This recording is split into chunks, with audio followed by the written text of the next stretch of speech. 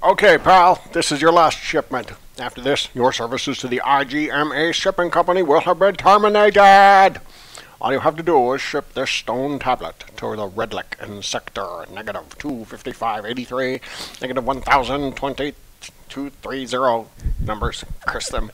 Once you have done that, come back here and we will give you your final pay. Shipping company? What's Redlick? Final pay? Give me the stone. And communication. Wait, maybe we should have gotten the stone. I think you should have said, give me the stone. Try communicating again. Okay, pal. This is your last shipment. You're not going to make me read it again, are you? Give me the stone. For the love of Pete, are do you you going to mean the make stone me read tablet? again? Because it's not a stone, you idiot. Just give me the stone, man. What is Redlick? What is Redlick? Idiot! You've been there 100 times! Has all that space radiation toasted your brain? I see space radiation. That's I wonder if he special. calls me out for just saying stone. Give me the stone. Idiot! Okay, I will ship it at once. Good luck on the trip. I think you're projecting some angst there, Phil. Be careful. Pirates? Yes, pirates. Don't be such a pansy. You made it before. You'll probably make it this time. Don't worry. She's probably got a bunch of cancer in her head. Final pay. Shipping company. Idiot! You've been working for us for the past... Maybe that's the character's name. maybe it's like a nickname. Idiot. Final pay?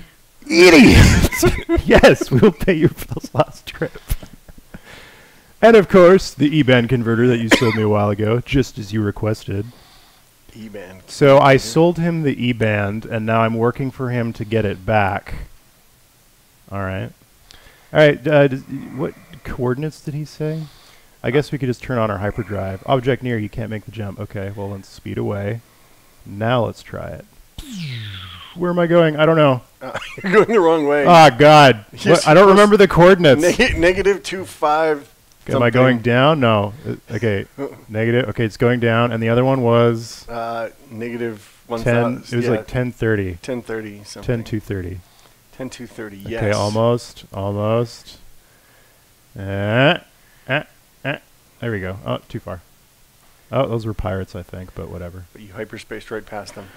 I feel like this is going to take a really long time. Maybe we should turn up the power to our engines a little bit. I think you have to engine turn fail. the power down. Engineering. E. Okay. Y. Maximum power to engine. Okay, let's turn down the sensors. Maximum power to the engines. No. All right, let's turn down the weapons. Maximum power to the engines. Not quite. You can turn let's turn down our 4 shields. My left shield is really bad. That's weird. Turn your right shield down. I'm going to turn the 4 shields down because where we're going, we don't need shields. Okay, let's try this again. F10, hyperspace. Wait, we got to get out of engineering. Yeah, that's the wrong... the veil has been lifted. Now I'm just spinning. Great, I'm broken. I can't stop spinning. Stop. Okay, bad things are happening now. The mouse has taken over the keyboard. I think it's time for you to give up that Wait, game. no, okay, hyperspace. No, wait. Escape. Okay, I'm giving up. So welcome to the stream, folks. Yep. What was that game? It was called Solar Winds. Solar Winds 2. And I remember I got the shareware version of the first act years and years ago, and I kept getting my butt kicked by this one alien that you meet right off the bat, because his ship's really, really good. But you can do just enough damage that you're lulled into the thinking that maybe I'm supposed to fight and kill this guy. So that's my long, pointless story about Solar Winds. Welcome to the stream, guys. Welcome to the stream. We're doing this every Friday, as you may have noticed. Yep. We talk about Neverwinter Nights, Baldur's Gate, Icewind Dale, Planescape Torment, Siege of Dragonspear, all the enhanced editions of these games, of course. Idiot! Idiot! We're gonna totally be doing that for the entire thing. That's the answer to any question that you ask. Questions from the audience. Hey, you guys going to add any new content to Neverwinter Nights? Idiot! Yes, we are. That'll just be our preamble. Word of the day, idiot. Word of the day is idiot. All right, so... and the letter of the day is I. We got some news. Untitled Champions. You may have played this game. It's available on Steam. And it's a lot of fun. It's one of those clicker games. Guess who showed up in Idle Champions this week? Deekin. The lovable everybody's lovable kobold bard from what was that? Hordes? Yeah. Or Undrentide? He was in more than one expansion, as I recall. Maybe not. I don't know. I just had a soft spot for Deekin in my heart. Deekin, Sespinar, two adorable cartoon characters from the Forgotten Realms, and I want to see Sespinar next. I don't know about cartoon characters. Cartoonesque. Oh God, it's Beamdog's 9th anniversary on the 9th of July. Is it really? Yeah. What day is it today? It's the 6th. It will be 9 years, so on Monday. Lord. On Monday we will have been in operation as a business for 9 years. What is the traditional 9-year anniversary gift? I know 10 years is like, what, that's wood? Tin? Yeah. Some manner of foil? 9 years is probably some kind of paper product.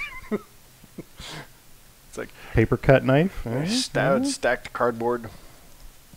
So what, are we going to do anything special for the 9th anniversary? I feel like we should eat 9 plates of food for each year that we've been in business. We'll cook up a big turkey and just shoveling that bird into our mouths. I was just going to suggest drinking. I'll eat the turkey and you can just drink old turkey. We'll just drink 9 shots. I don't know. Maybe we'll do something fun. We'll see. There's another important anniversary this year, I think. I believe it's the 20th anniversary of a particular game. I believe there may have been a game that may have launched in almost 1998? almost at Christmas in 1998. I won't say which game. That would give it away. Yeah. Not that we haven't essentially already given it away, because we're good like that. 20th anniversary of Baldur's Gate. It's a very exciting time.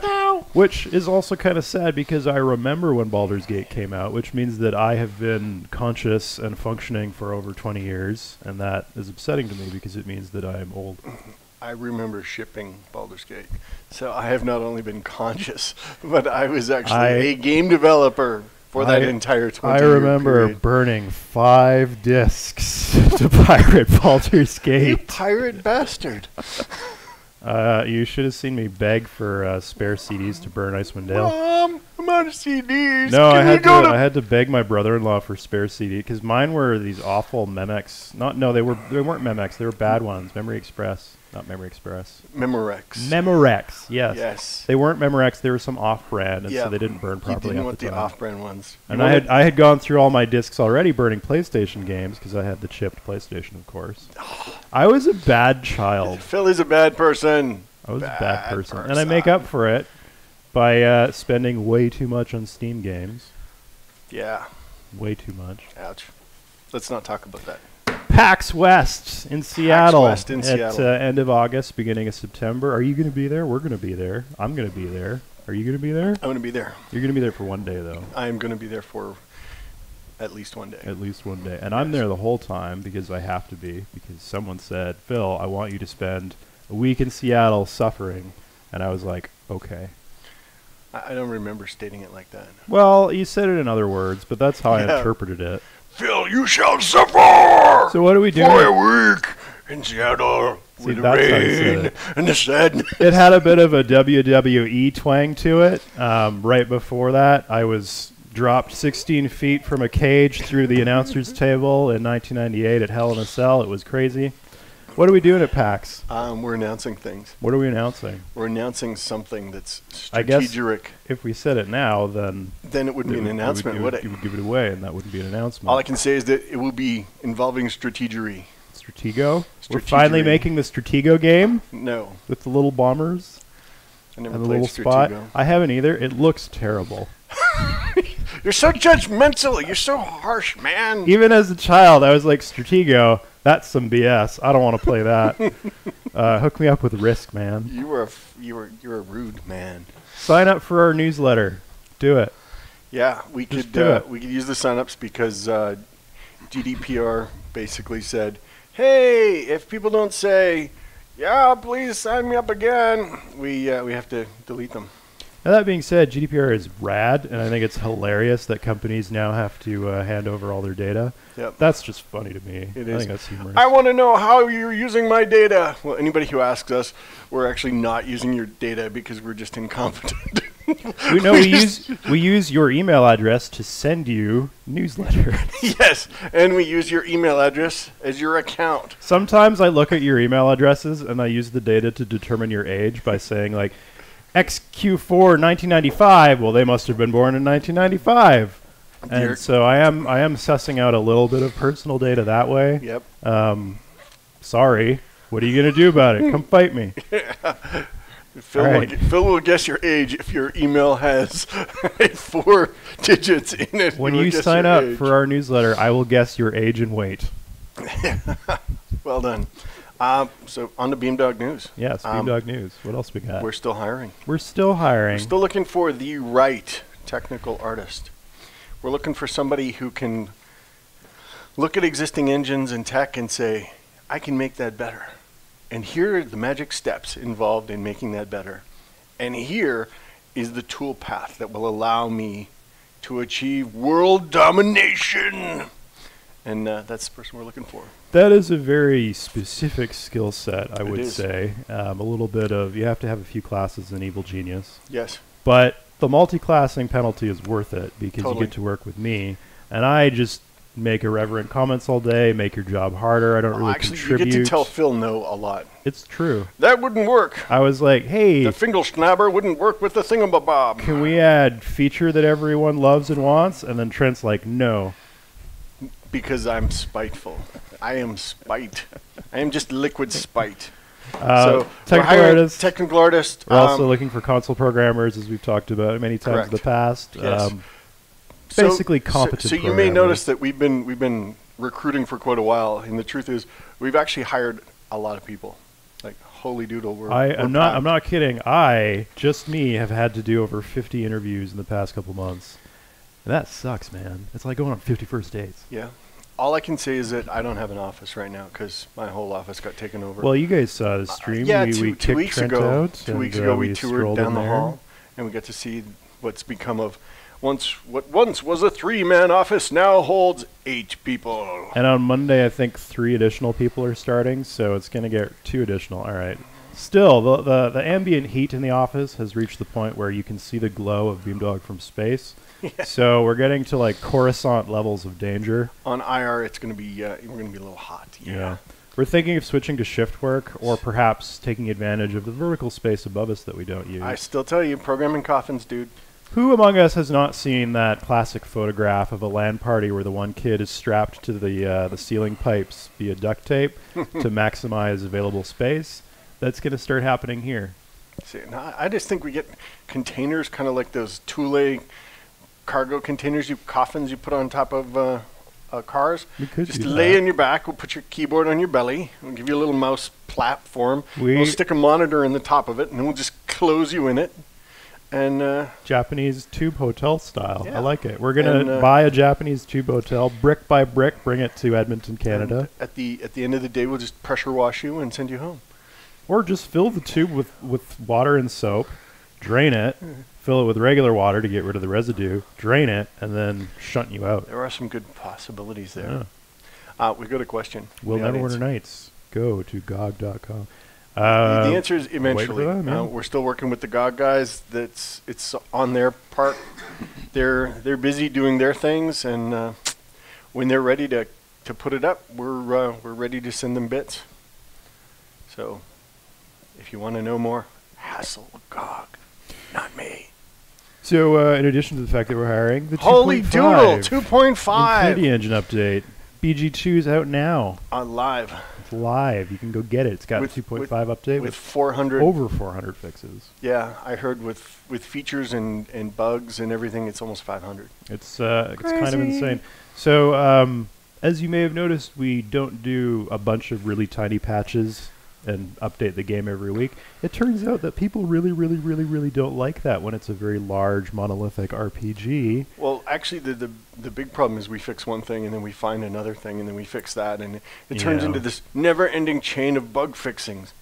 So it's so we like to do large patches. Well, we don't like to. We're forced into it because every time we make a change, there's a ripple effect which causes a couple more bugs to either surface or us to discover them and run into them. That's why we run that sweet beta, that caught a whole bunch of issues in 2.5 and we fixed them up. Although I will say there is one issue with Android right now. This is impacting all Beamdog games and a bunch of other games as well. The initial downloader, because Android will only allow app sizes of a certain amount. Yep. If your app is larger, it has to download the rest of the game data at app launch. Yes. A bunch of applications that use the preferred Android way of doing that are having some issues. So we're trying to track down if this is an issue with us and we need to change our configuration, or if this is something on the back end that we need to hassle someone else about.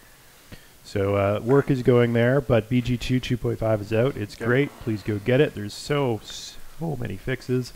And next up is BG1 and Siege. And then I heard you talking about Icewind Dale. Yes, so we're going to do, and I think we talked about this a few weeks ago, we're going to do one final update to Icewind Dale to catch a few remaining Loke issues. And because we're feeling generous, Icewind Dale's going to get a special feature that didn't get into the other games, but we wanted to put it into Icewind Dale as sort of a test to see what people think, to see if we can tweak it, improve it a little bit before we roll it out to the other games. It's a really cool feature that I have been wanting since the games were first out in 1998. It turns out that it was actually really straightforward to add. It took some doing, but it got done, and I'm very excited to reveal it. But we're going to hold off on revealing it until Icewind Dale is updated. It took a renegade programmer. A couple hours. Shunned by his friends, in a darkened room, focusing the mission of his life, typing away. We're going to make a movie trailer about it. It's going to be great. And he created the feature. Question from the audience. So I know I should buy an Android. No, I read that all wrong. I read all of that incorrectly. So it all comes down to somebody's asking, should I buy an Android tablet to play Neverwinter, or will iOS Neverwinter happen? So we haven't officially commented on that, but we're going to do an iOS version. It's just anything iOS has to be 64-bit, so we need to go through and do all the 64-bit compliance stuff right now, which our own Jason is literally up beyond his eyeballs in the code. He is buried, literally. All you can see is a shiny dome as he trundles his way through the guts of Neverwinter, making it 64-bit compliant and literally breaking almost everything he touches. So Android we can do right now, but iOS 64-bit. So as soon as 64-bit is in there and it's great, then we can start talking about the iOS version. Once the Android version is done and the 64-bit conversion is done, getting it on iOS shouldn't be a horrible challenge, but it'll take some doing. Each platform has its own. Every platform has its own little magic dance. Yep. It's like, oh, hey, we'll just use the store. Oh no, that store code from Android is in Java. Yeah. Oh crap, we got to rewrite that. Oh, we'll just use the multi. Oh, we got to rewrite that. Oh. One lesser reason that we're doing Android first is Android is a lot more flexible, and we need a very flexible platform for Neverwinter Nights because it's a unique game that requires things like CD key management. We're experimenting with the ability to download user modules and hack packs and stuff like that onto the device through the game.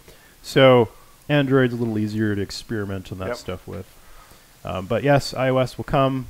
You will get it on your tablet. There were some bugs here we were going to talk about. All right, so bugs, Icewind Dale. Bugs! Multiplayer. We got some multiplayer issues in Icewind Dale Enhanced Edition, which we are going to clear up in that 2.5 cleanup patch. So that's coming after VG and Siege of Dragonspear. Google Play, this is the issue we were just talking about. The we're downloading aware of it. issues. We're looking at it. Yeah, because you basically ship a small executable, and then we ship a 2 gig APK, and then there's a secondary 2 gig APK. Because these games are not tiny. That's right, these games are not tiny. Not tiny. So we do have some discussion about Neverwinter Nights, the new development build that's going up. But before we do that, we've got a bit of a special activity this week. Well, before we do that, we should... there's a couple more questions there. Here's a question. All right. What did you buy from the Steam Summer Sale that you really, really wanted, but are never going to have the time to play? Tower of Time I picked up, and Keeper RL. I think I mentioned that last week. It's kind of like Dwarf Fortress, but not, and with a nicer user interface. I bought the Stellaris expansions, and I fired Stellaris up, and instantly was overcome by a wave of hopelessness as I realized the scope of which that game fills. And I dreamed of even running at the fastest simulation time, the hours upon hours that would be spent slowly building my civilization and warring with my feeble neighbors before I was crushed by some horrible, horrible force. If that game ever comes to tablet, I'm in deep trouble. Yep. It's very, very addicting. Trent, are you going to exhibit your weapons on DeviantArt? A lot of people do. I could see Trent with a DeviantArt account. I could see that. All I gotta say is, the last thing I want in the world is another social media account where I've gotta post things. I feel social media guilt already for not posting enough. Are you, what's this? This device. This is going to be a chef's knife, but right now it is pretty much a war club. So this is a Damascus billet that I made on Father's Day, and it's 1095 and 15N20. So 1095 is nice high carbon steel. It'll make a nice chef's knife, but right now it's just been kind of rough forged, and it's hella thick. It's probably about 3 pounds of steel. When it's done as a chef's knife, it should be about half a pound of steel. If you look closely at the steel, you can kind of see the Damascus pattern in it. So it's a low layer that's been forge welded and then turned on its edge and then stretched out. I'm going for kind of a Santoku / chopper cleaver thing, but it's got a lot of forging left to happen. For now, you can make mashed potatoes with it. For now, you could brutally club a lead designer to death with it. It'd be a lot of fun. Picked up Planescape Tournament Enhanced Edition in the Steam sale. Who is a must-have follower? Mort. Well, Ignis. You gotta get Ignis. Well, but Mort's literally a must-have, and that you have to pick him up. Yeah, but you can get rid of him later. That's true. But you want Mort because he's just funny. Mort was kind of like the mascot of Planescape Tournament, I guess. It'd be like playing a game of BG without picking up Minsk. I know people do it. They're wrong, but people do it. Yeah. Yeah. Well, you can always do like the Imoen end run. It's just sprint away from Imoen. Yeah, the game starts. Hey, run away! Running away and buggering off. You know what we should do? We should make a little standalone adventure for Baldur's Gate that tells an alternative story. It starts, you play as Imoen, and it starts with you in the forest, and there's the PC, and they just book it out of there. And it's Imoen's story of, well, I just left Candlekeep. My childhood best friend told me to get lost. I'm level 1. Imoen's tale of rejection. Gorian's dead. What's the name of the dude in the inn? Starts with a B. The dude that raised her.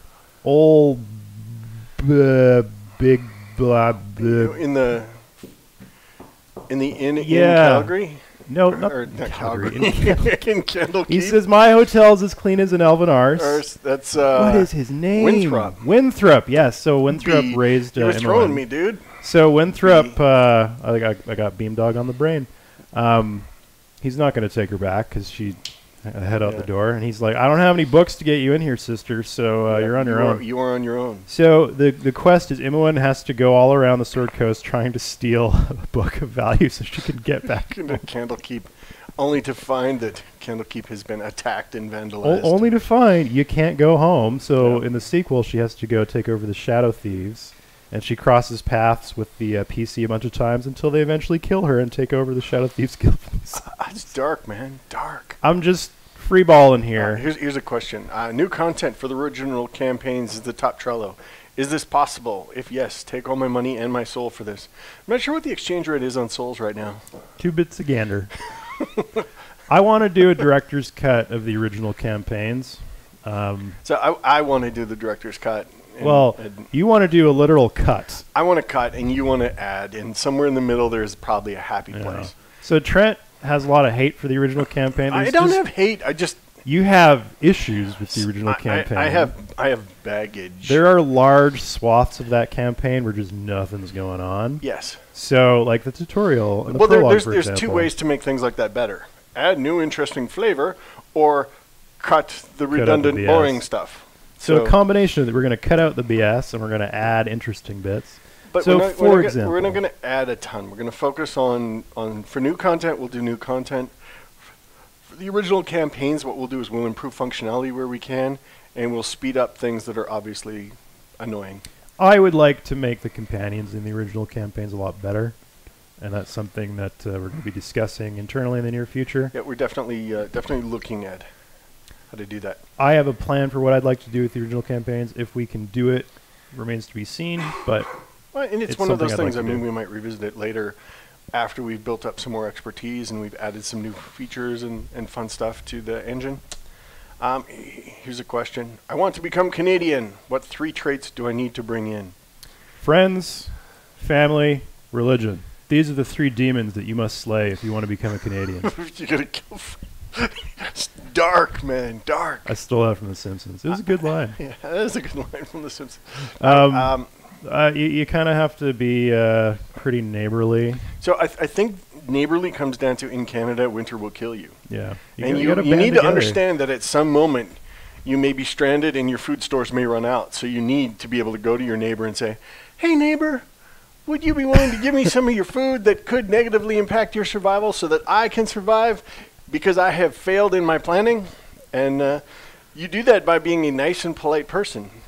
That's the reason Canadians are nice and polite, is at some point they may have to ask you for assistance. This is some grasshopper and ant BS.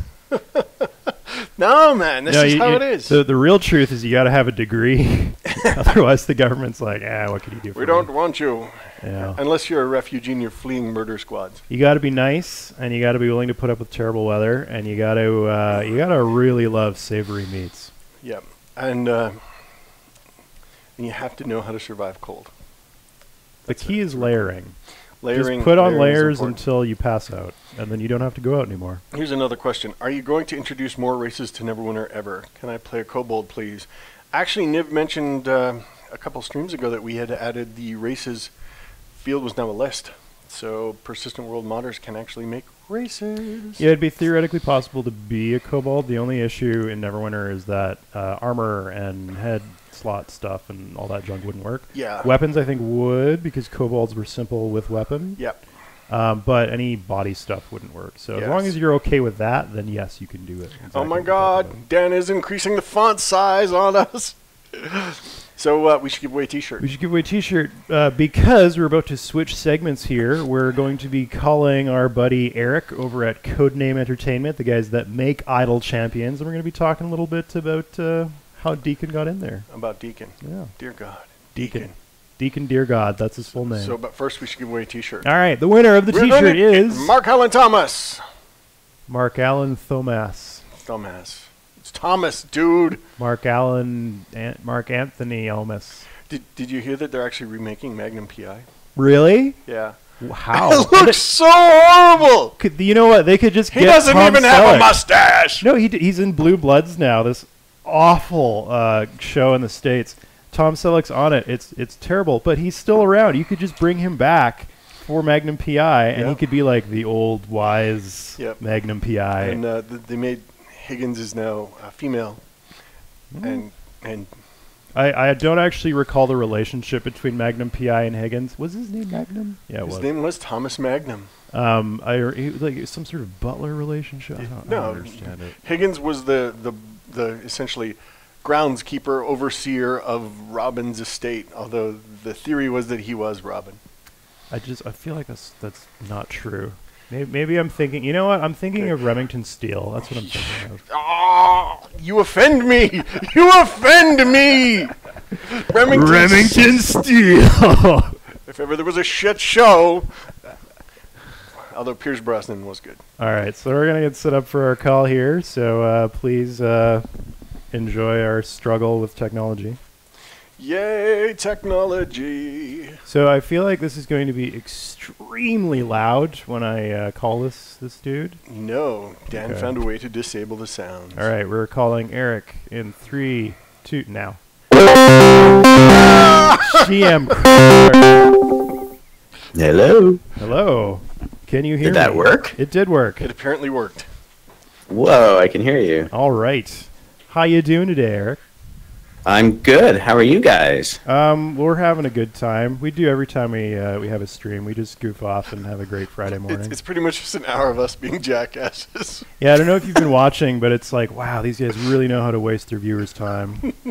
I was watching. That's exactly what I was thinking. There we go. Actually, I was thinking about how we were going to use Discord to do chat, and we were watching the Ready Player One again, and they were like talking about Twitch and stuff, but one of my kids was like, how are they talking to each other? Oh, well, I'm sure they're not using Vent. They'd be using Discord or some Discord version in the future. Who uses Vent anymore? Come on. Yeah, I know, exactly. What a 90s chat program. All right, so let's talk clickers.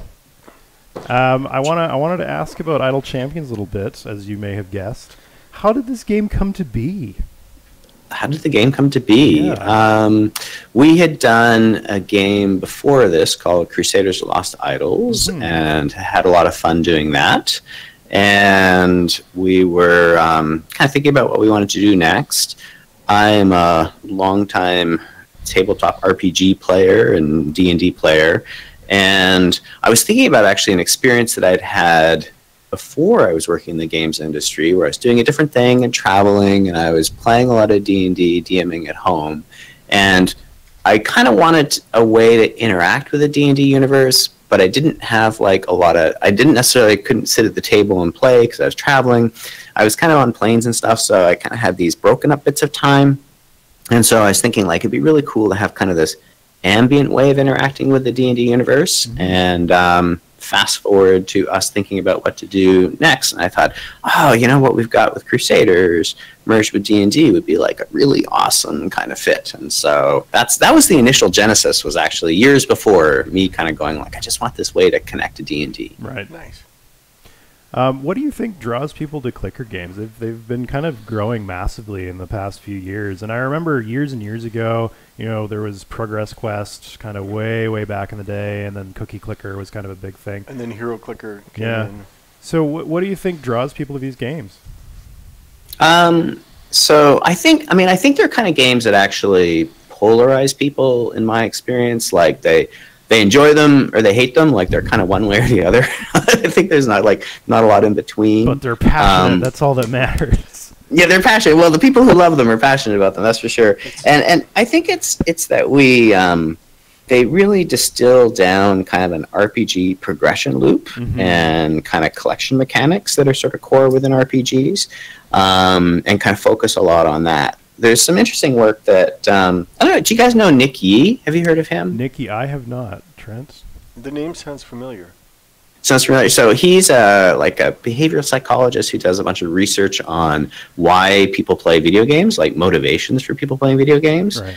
And one of the really interesting things that he sort of talked about is like, you know, kind of a broader set of reasons, sort of gamer, he calls it the gamer motivational model, and he's kind of identified like these kind of 12 different reasons that people play video games. And so like you may play a video game heavily for competition, and someone else may play it for story or creative expression, and someone else may play because they really enjoy a progression loop of leveling up and kind of advancing further and further, and you really enjoy collection. If you enjoy those two things, the progression and collection, then in general, clicker games, idle games, are something that you're probably going to really like. It sounds a lot like Bartle's work on MUDs, where he kind of broke people down to like killer, achiever, and socializer, and explorer. Yeah. And like Bartle's kind of like, don't use this player typology for anything other than kind of the initial MUD stuff, right? And so Nick Yee was sort of, you know, he if you look it up at Quantic Foundry, he's got a whole thing actually on, we worked with him on a whole thing around idle games, just to help better articulate why, kind of the answer to your question, why are people playing these things? Nice. So Phil is actually playing right now. You got our game up there. There's Deekin. There's Deekin. And he has Deekin. Yeah. So speaking of collecting, one of the big cool features about this game is that there's so many heroes and items and whatnot. So Minsk was added not too long ago. And Minsk was a launch character. Oh, right. Yeah, he was. But Deekin's the guy that just showed up. Yeah. Minsk and Boo. So tell us a little bit about how you design a champion. Well, I guess a big thing about it is, well, a couple things. So we're set in, 5e Dungeons and Dragons, Forgotten Realms. So it kind of needs to be within that sort of time frame and envisioning of Forgotten Realms.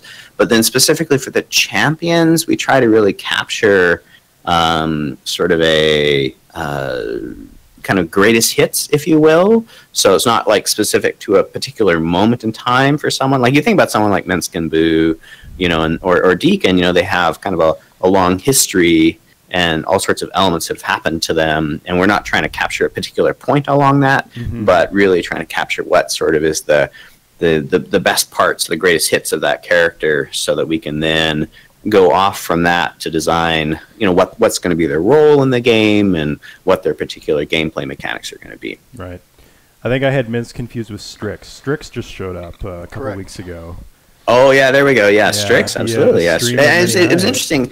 One of the things about working with, Holly Conrad, who I know you guys have chatted with as well, around Strix, is that really put a pretty fine focus on this idea of kind of greatest hits is what we're trying to capture, because, Strix is still in a campaign and, could die, at some point, hopefully not, of course, but, it's very much a living adventure. Yeah. And so we were kind of like, well, one of the first questions we had to answer when we went down that particular path was, at what point are we capturing Strix, like right now, or Strix a year ago in the DCA campaign, or where are we capturing Strix? And so that's where we really codified the it's a greatest hits approach. Yeah. Nice. Although I guess with a Planescape character, it's a tiny bit easier to bend and twist the rules a little bit because of how Planescape. Well, and it is all D&D, right? So you can always kind of do a bit hand wavy stuff. You sure can. DM's discretion. Speaking of making stuff up as you go along, so Trent, Deekin. What are the origins of Deekin?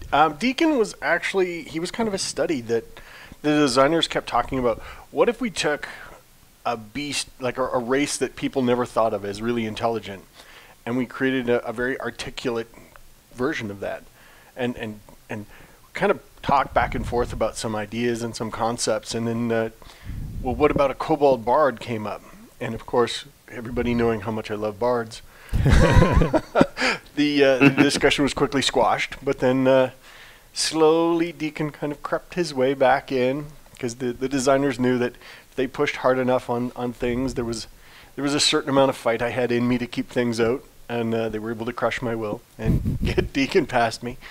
And what's funny is Deekin, especially in the Hordes of the Underdark, some of the lines he says are actually lines completely mocking me in the direction I was giving to the team as we were building the product. So the product was started when I was actually on holidays, and I returned, and they had kind of the core pitch together, and they had a couple characters together, and we were sidelined for a while we finished up the Shadows of Undertide expansion. Then we returned to work on it, and I read through the design, and I read through the story, and I'm like, guys, this is epic levels. The story needs to be epic. Epic, epic, epic. And if you talk to Deekin in Hordes, one of the lines he says is that he was working on a book, and it kept getting sent to his boss, and his boss kept saying, make it more epic. Epic, epic, epic. And I was like, oh, Dave, why are you mocking me?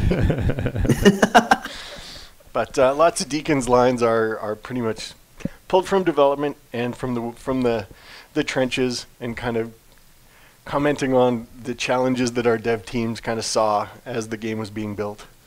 And so Deakin's always got kind of this somewhat sarcastic, but at the same time kind of charming and naive way of looking at things. So is that the Doom statement too? Is that like crunch time Doom? Is that really what he's referring to? That one I don't remember exactly what he's referring to, but there's 2 or 3 angles on that one. Crunch time, I'm sure, is a part of it. Because this was actually back in the bad time of crunch. So we had actually signed up to do 2 expansion packs, one with an external party and one that we were going to do internally. And the external party, it actually went kind of sideways on us. So we wound up having to inherit both expansions with the one core team. So we finished the first expansion. So we started the second almost like half a year or longer late. We were probably 7-8 months late on dev. So I had a meeting with the team, and I'm like, so you guys remember Crunch? And they're like, yeah, we know Crunch. And I was like, you remember old school Baldur's Gate sleeping under your desk eating pizza 7 days a week Crunch? And they're like, yeah, we remember that. And I was like, that's what we're doing. We're going to get this done. We can't go late on it. It can't cut in quality. It has to be amazing. The only thing we can do is somehow make more time. So we worked horribly hard. And the end result was pretty awesome. Hordes of the Underdark was something we were really proud of when we were done. It was probably the most fun expansion out of all of them, that did the craziest things, and had probably the most memorable characters. Who can forget Mephistopheles? No one can. So you gotta buy your upgrades there. See how your guys can get upgraded. So the art style of Idle Champions is kind of its own unique thing that's sort of D&D adjacent. And I actually wanted to ask you, like, how do you translate a D&D style into the Idle Champions style? Like, what's your process for getting a character to shine through while still fitting within your more cartoony style, I guess? Yeah. Actually, that was something that at the beginning we did a bunch of kind of prototyping around and felt sort of, I think, somewhat nervous about, because the D&D, in particular, like, you know, the 5e version of D&D, the art style is so incredibly epic and painterly. But we knew, A, it wasn't kind of really our style, and also one of the things that's sort of a big piece of the game is continually putting out new content, and we kind of looked at some of that, and we're like, even if we could kind of really up the fidelity, it would we would be crushed by a content pipeline of moving, you know, putting content out and events and stuff like that. So that we kind of did a bunch of experimentation to kind of get something that we felt really captured what we wanted in the core of both D&D and kind of blending it with art style, as well as meeting the, you know, the reality of, you know, we're a game studio and we need to make games on a content pipeline and all those pieces. And then really it's Adam, who's our lead artist, who goes through and was the lead in sort of devising that style and figuring out what would work well. Conveniently, Adam's like a huge D&D fan, and so that helped a lot. And there's just so much love for the characters and for the setting that I think the artists really end up going above and beyond. No, that's awesome. Yeah, I really like the style because it's very D&D adjacent, but it's still very much its own thing. And I can still feel the D&D coming through. It's not generic fantasy. It's very much Dungeons and Dragons, Forgotten Realms. So I'm seeing Dan here. Yeah, one of the posting that we have a code that one of our watchers can redeem for Idle Champions for a free gold chest. That's right. We should have a generic code in there so that you can put that in and everyone can use it. Nice. Put it in chat or put it on the screen or give it somewhere. I believe Dan is going to post it into chat. So what's the future of Idle Champions? More characters, more events, more everything. What else? Exactly. Yes, more of everything. I mean, it's interesting because there's certainly a balance. I think Deekin was an interesting example of this, where it's about D&D means, it's been around for so long, it means different things to different people. And so for some people, you know, it means video games and kind of coming in through, obviously, like the Beamdog games and sort of experiences there. And so Deekin resonates with one set of the audience. There's another set of the audience where they've read, you know, a bazillion Forgotten Realms novels, and so it's characters from there. And then it's other people who come in through streaming and like Dice Camera Action. And so those characters are important to them. And so for us, you know, kind of sitting at the intersection of, you know, embracing that broad understanding of what is D&D, it's then this sort of like internal kind of like, okay, well, we did someone from here, so who are we going to do next, and who's going to resonate with fans and stuff like that. So it's a hotly discussed thing internally as to planning out the content pipeline and what characters, and then of course on top of that, the characters need to like do things that are interesting to the meta of the game. So Deekin has some pretty interesting mechanics that I think the players are all currently debating whether they like them or don't like them, or whether they're better or not better than other characters they can use. Well, listen, man, we got a pretty large stock of characters in our games, and we're going to be emailing you every week to, hey, is it time for Erebeth to go in there? What do you Phil think? wants his character in there. I want to get my D&D character in there one day. We're going to keep harassing you constantly, nonstop. Well, I was wondering if Deekin was someone's D&D character, right? Because you know, Minsk was Cam's character, right, Trent? Yeah. I mean, I'm sure Trent someone has adopted Deekin as their character. Deekin is one of those composites where 2 or 3 people got together and kind of put him together. I think with every character in our games, there's always a little bit from somebody's pen and paper campaign, and some from a story that they were inspired by, or a legend, or a myth, or anything. It just kind of, they're almost all composites like that. So we're looking at Deekin's stats here. He's got a magical Doom Loot of Doom, which, come on, that's funny. The Bloodstained Crossbow, of course. He's got a Bound Masterpiece, which is the story of the player in Undertide that he was building, or sorry, Hordes. Yep. He's got Shiny Bracers, because Deekin likes things that are shiny. He's got a stinky bag of clamshells, because why wouldn't a kobold have those things? He's got to have lunch. And the boss's vest, which he stole from the boss, which was the player character. Little bugger. And if you hover over those, you should also get flavor text for each of those. You get a card associated with each one.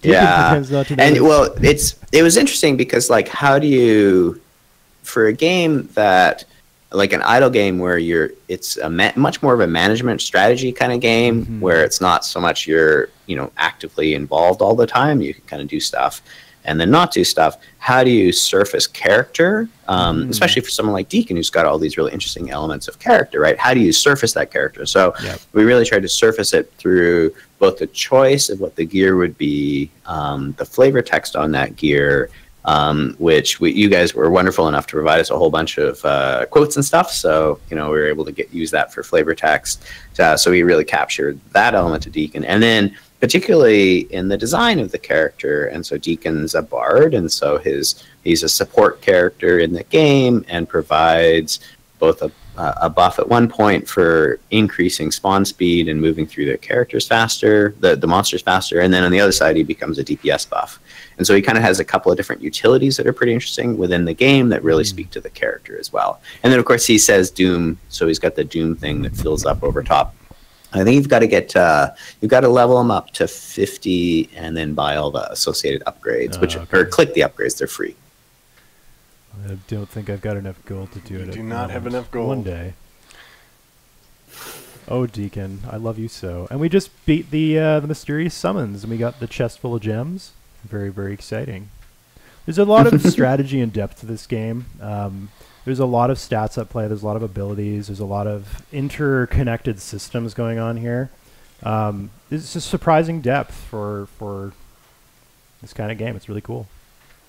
Well, one of the things that, as sort of being involved in the design, though I'm not the lead designer on it, but my little bit of side involvement that I'm like incredibly proud about for this game is it's a game that kind of meets you where you are. So you can, at some points you want to spend a lot of time thinking about things, and you can kind of really, as you say, go really deep in the game. But at other points, maybe you've got a meeting you got to jot off to or something, and so you do a little bit, and then you, can come back to it. So you can kind of like spend a little bit on the game in terms of how much you want to get into it, or you can put a lot into the game. We have people on the Discord who do like huge amounts of spreadsheets and stuff to kind of plot out the best way of doing it. But it kind of meets you where you are, and it can be kind of fun at each of those points, which is something I really like about the game. Spreadsheets from fans are gaming enthusiasm at its purest. Yeah, exactly. I love it. It's great. When they put so much time into analyzing your game that they can actually tell you more about it than you actually realized when you were designing it. You're like, oh, I never thought about that. All right, we got to wrap this segment up, Eric. So I will let you talk all about Idle Champions here. Where do I get this game? You can get it in 3 locations currently. You can get it most often on Steam. So we are in Steam, and I assume probably a link will get thrown into the chat there. We will. So you can play it on PC and Mac on Steam, and then you can get it for tablets. So you can get it for iPad in the App Store, or you can do it for Android tablets on Google Play. So you're saying that I can play this game on the go? That's a very dangerous proposition. You can, yes, but only on a tablet on the go, not on your phone or phablet. Still, it's a little too dangerous. All right, thank you very much for chatting with us about Idle Champions. Thank you very much for putting Deekin in the game. He's awesome. Oh, and yeah, that's great. Thanks so much for working with us on it. It's been really awesome. This has been a blast. I think that we are definitely going to be harassing you guys in the future. So let's keep this going, and thanks for joining us. Sounds good. Okay, take care, guys. Talk to you later. Bye. Okay, bye. Oh, God, that sound. It's so loud. It is extremely loud, and my ears hurt now. Yep. I'm just going to keep playing this game while you talk about the Neverwinter Nights development build. What am I going to talk about? No, I was going to make you read that horribly uncomfortable thing. All right. So, guess what? The Intel bug. Yay, the Intel bug. So, Jason, when not treading through 64-bit land, a deep sewer of filth that is known as 64-bit land, has been treading through yet another deep sewer of filth known as the Intel bug. So, we've got pretty much a re-architecting of kind of how the buffers work. So reducing the number of buffers, kind of reordering calls to be much more Intel driver friendly, because we found a couple things that annoy the Intel drivers. One of our users was kind enough to give us the model number of a Dell computer they had just bought, which was having issues. So we went out and bought the same Dell computer, and we've been able to kind of catch some of the issues. And Jason has been able to reduce the problem. So we've got it where we think about 80% of the existing people who are seeing Intel problems, we believe we have a temporary fix for you. The downside of this fix is that we've gone through and we've touched a lot of things, so we don't want to push it totally public yet. So to ease everybody's pain on this one, if you have the Intel bug, if you download a zip file, Dan will throw in a link to it. It's on beamdog.net, and we've stashed it here. You extract the contained exe into your game install Win32 directory, your bin Win32 directory. On Steam, you can find it through browse local files when going into the game properties. On Beamdog client, you can find it by clicking Open Game Locations under Game Options. When you extract it, copy the executable over the existing Neverwinter executable.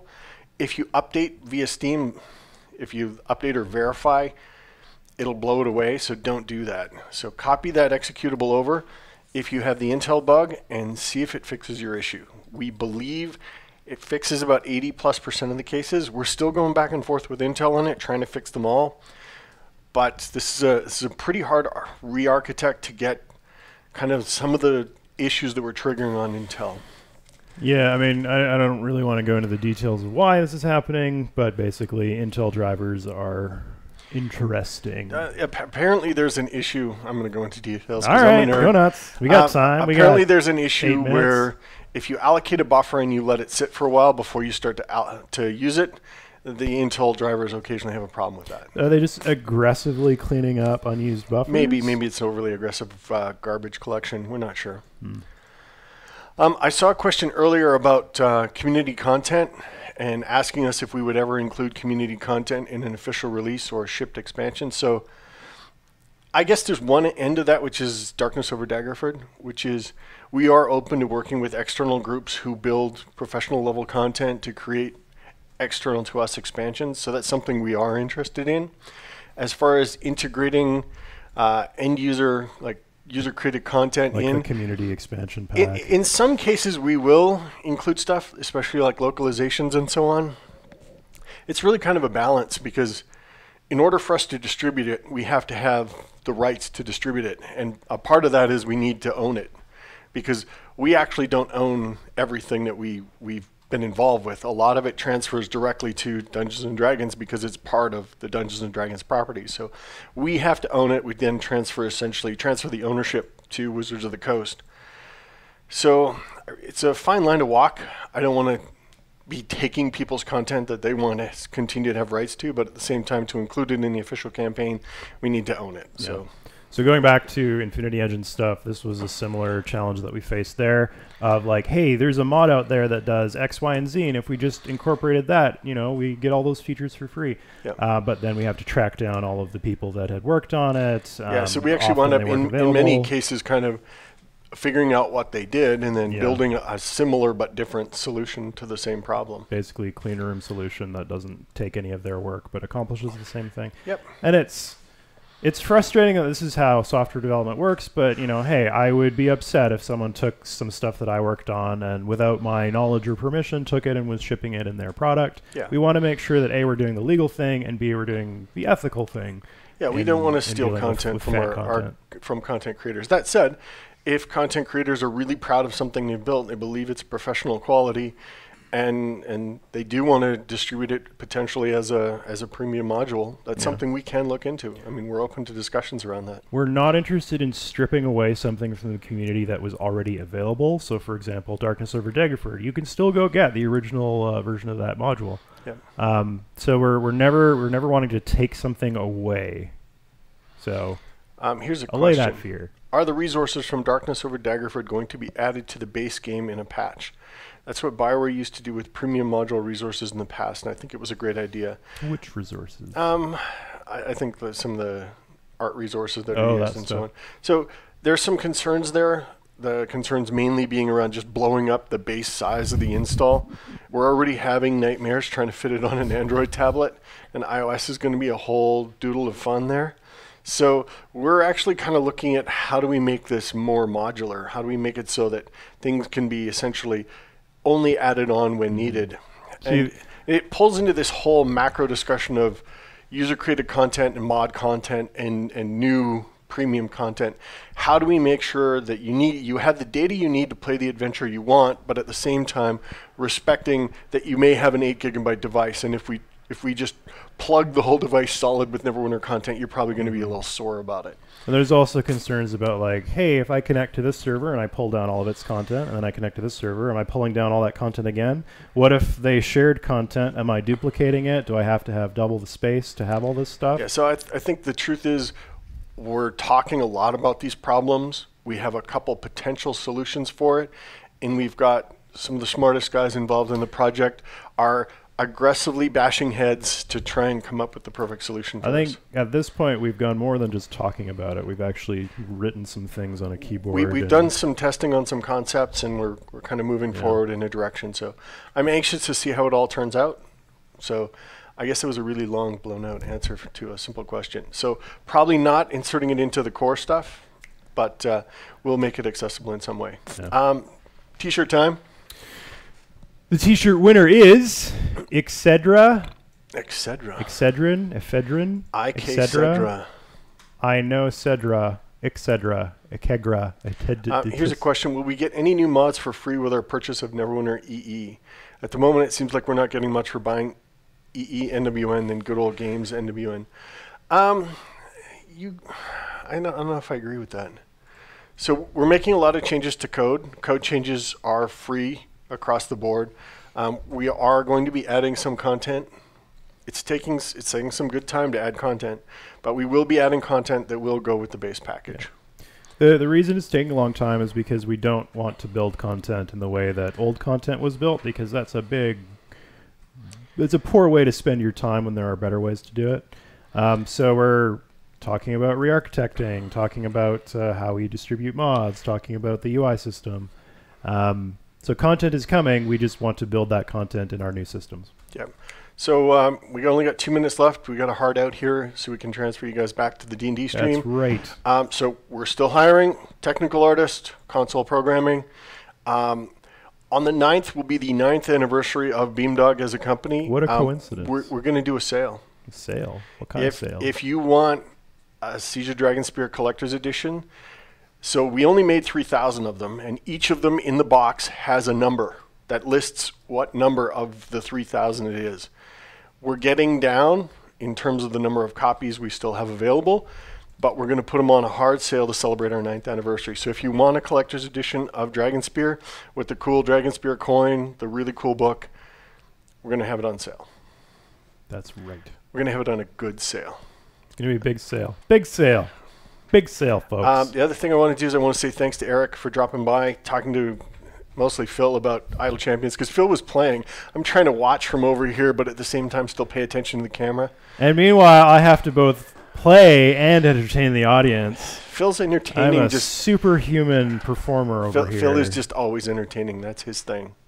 Ow, my bones. We actually didn't talk much about the current build that's out, the 176. This is the dev build. It's the release candidate for the public build, potentially next week, so please go test it. Yep. Mainly for fixing the Intel crash. As Trent said, we fixed 80% of them, but it turns out there were a lot of Intel crashes. And as well, if you do have the Intel devices, go check out the chat, go check out the forums. There's an executable you can test before next week. See you guys later. Next Friday, we'll be chatting about Neverwinter Nights. Hopefully we'll have a stable release for you. Talk to you later. And head on over to the D&D Fireside Chat with Nathan. Pester Nathan about Arcanum. Yep. That's not a D&D game. No, it's not.